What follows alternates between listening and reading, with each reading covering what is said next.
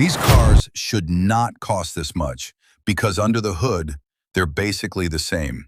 Start with the Nissan GT-R R35 at around $80,000, a true supercar killer. Then jump to the Infiniti Q50 Eau Rouge concept at nearly $500,000 using that same GT-R engine. Same power, completely different price.